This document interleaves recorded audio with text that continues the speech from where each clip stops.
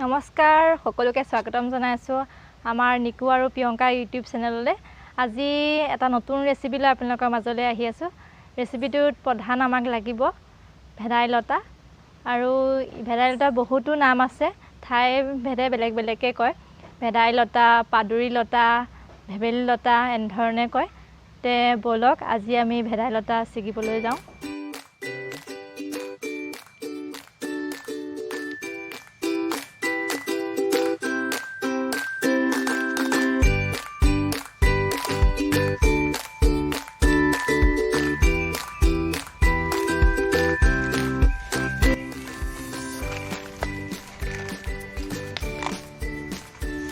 এডালে হ'ল ভেদাইলতা। সকলোৱে চিনি পায়েই ভেদাইলতা, আৰু সকলোৱে ভালদৰে বনাবও জানে, কিন্তু মই এই ৰেচিপিটোৰ জৰিয়তে আপোনালোকক খালি মনত পেলাইহে দিম। ভেদাইলতা খোৱাৰ বহুতো উপকাৰিতা আছে। ভেদাইলতা গৃহিণীসকলে এনেকৈ খায়ে, আৰু মানে এসাঁজ ৰাহিও হয়, নিকিনাকেই চলি যায় ঘৰৰ বস্তুৰে, ৰাসায়নিক সাৰ নিদিয়া বস্তু। ভেদাইলতাৰ উপকাৰিতাবোৰ হৈছে পেটৰ বিষত খাবলৈ খালে খুব ভাল, আৰু গেছ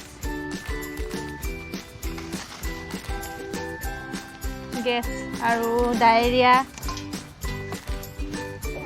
গাঁঠিৰ বিষ, আৰু আমি যিবিলাক বিষৰ আয়ুৰ্বেদিক মলম বা এনেকুৱা তেল সানো, সেইবোৰতো এই ভেদাইলতাৰ গুণ থাকে, ৰস থাকে বুলি শুনো, আৰু লেখাও থাকে। নতুন প্ৰসূতিয়ে ভেদাইলতা খাব লাগে। যিসকলৰ কটা চিঙা হয় তেওঁলোকে খাব নালাগে। ইয়াৰ ভেদাইলতাত টেঙা ভাৱ এটা থাকে, টেঙেচি হয়, সেইকাৰণে খাব নালাগে। আৰু জালুক দি খালে বিষৰ কাৰণে খুব ভাল, আৰু জালুক দি খোৱাটো। ভেদাইলতা পেচাবৰ সমস্যাৰ কাৰণেও ভাল, আৰু লিভাৰৰ কাৰণে ভাল। মুঠতে ইয়াৰ বহুতো ভাল গুণ আছে, ঔষধি গুণ, আৰু ভেদাইলতা খাবলৈও সোৱাদ হয়। তেন্তে আমি ভেদাইলতাখিনি ছিগি লওঁ।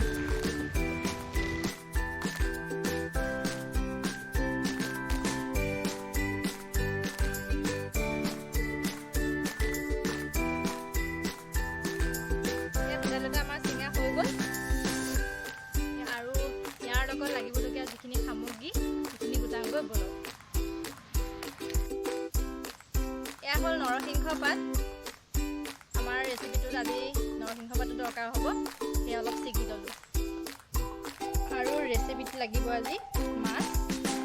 মাছখিনি ঘৰৰ নহয় দেই, কিনাহে, চালানী মাছ। এতিয়া এইখিনি ভালদৰে ধুই ল'লোঁ, আৰু ইয়াতে নিমখ হালধি সানি ল'লোঁ।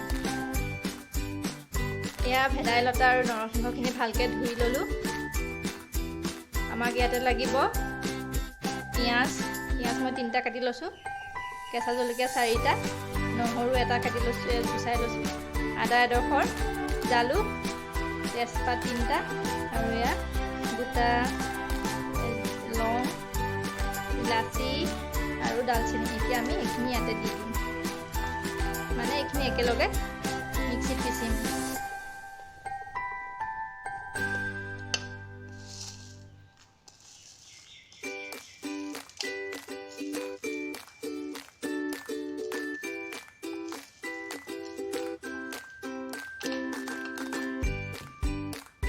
আৰু এইকেইটা চাউল, আপোনালোকৰ যদি পিঠাগুড়ি আছে পিঠাগুড়ি ব্যৱহাৰ কৰিব, আৰু যদি পিঠাগুড়ি নাই, এনেকৈ মই এইকেইটা চাউল তিয়াই ৰাখিছিলোঁ, আপোনালোকেও এনেকৈ তিয়াই ৰাখি ইয়াতে একেলগে পিচি ল'ব।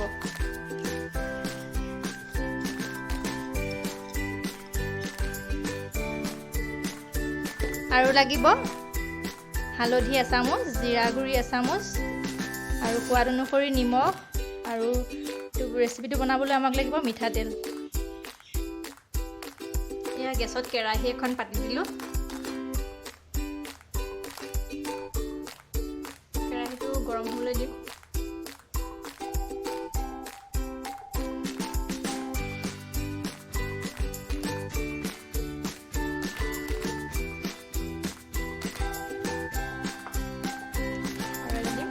মিঠাতেল।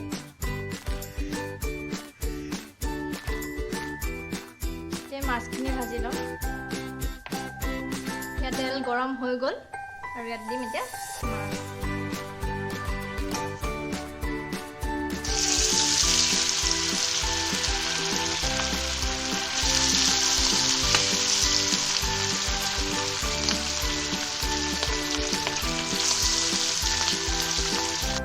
মাছ ভাজা হৈ গ'ল।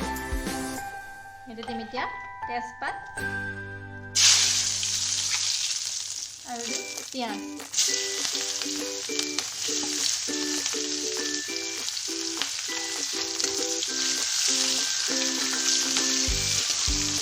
ভালদৰে ভাজি ল'ব।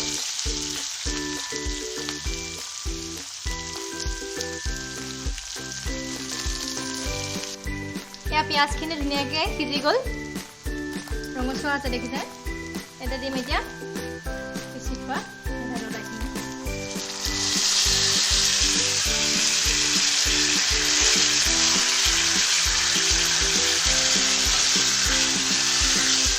ভালদৰে লৰাই দিব। তাৰপিছতে ইয়াতে দিম এইখিনি দিব লাগিব আৰু নিমখো মই 1 চামুচ দিছোঁ।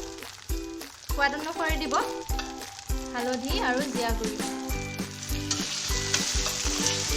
ভালদৰে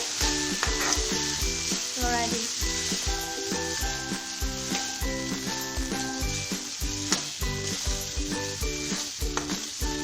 এনেদৰে ভাজিব 2 মিনিটমান। তাৰপিছতে ইয়াতে ব্যৱহাৰ কৰিব গৰম পানী।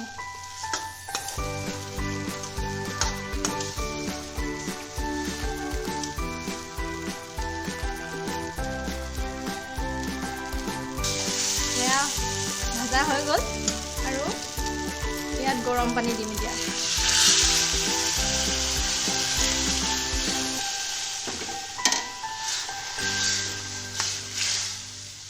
গৰম পানীখিনি দি ভালদৰে লৰাই দিব। জোখমতে দিব আৰু গৰম পানীখিনি। পানী দি এনেদৰে উতলিব দিব। আৰু এতিয়া এটা দিম মই মাছ।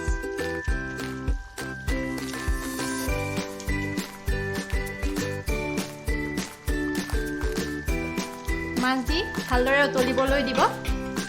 যাতে ইয়াৰ পৰা ধুনীয়া এটা গোন্ধ ওলায়।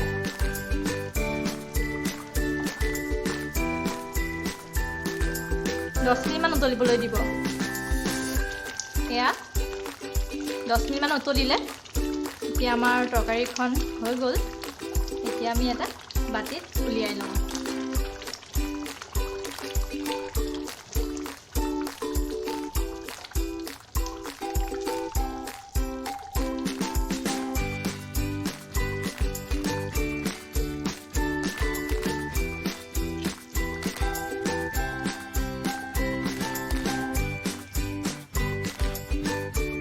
আজি আমি ৰেচিপিটো এনেধৰণে বনালোঁ।